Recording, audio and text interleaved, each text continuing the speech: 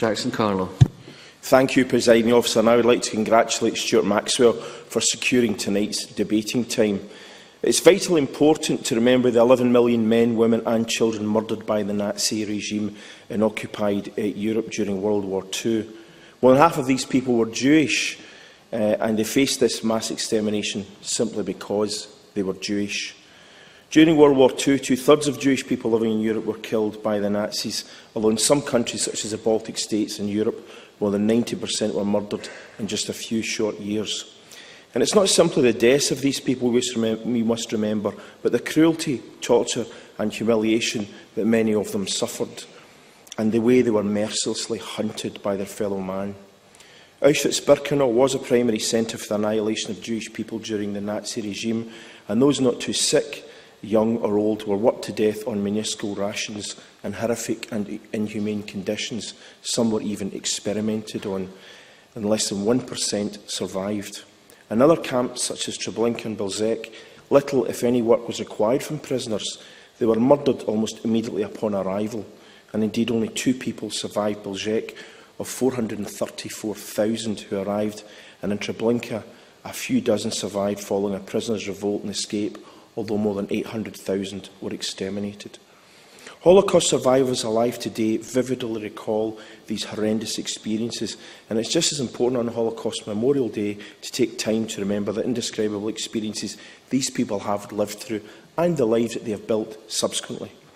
The horror that the Jewish people faced during World War II is one that we truly struggle to understand. However, it's vital we do not shy away from these difficult issues and to continue to educate communities across Scotland about the tragic events of the Holocaust. The theme of this year's Holocaust Memorial Day, as Stuart outlined, is "Don't Stand By", and this is a message that we must face head-on. Atrocities such as the Holocaust do not take place simply due to the actions of one person. Dark and horrific policymakers still gain power in the world, and while bystanders to genocide may not actively be involved in such violence, standing by due to indifference or simply fear obviously has an impact and allows those who are evil to move forward. One does not need to actively support state policies of persecution in order to have an adverse effect on the lives of innocent people. The message of "Don't Stand By" highlights the accountability we face in modern society in terms of global responsibility for fundamental human rights and democracy. And this is a message we must continue to remind ourselves of as we fight against any form of bigotry or racism.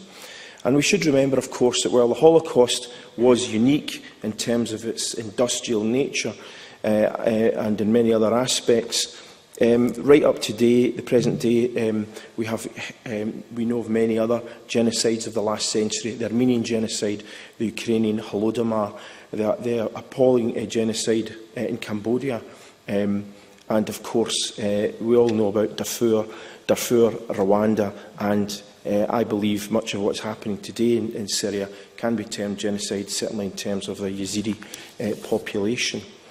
As Robert Burns said, man's inhumanity to man makes countless thousands mourn.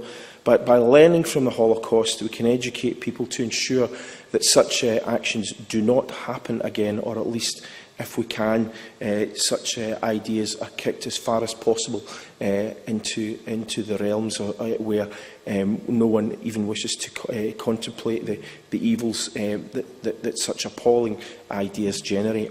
Bigotry and racism have no place in the world, Presiding Officer, and we must challenge such ideas. We are a country that has been greatly enriched by the lives of Holocaust survivors, as Ken McIntosh mentioned, and we must celebrate and appreciate what they have brought to our society and our people, and the fact that many of them chose to settle here.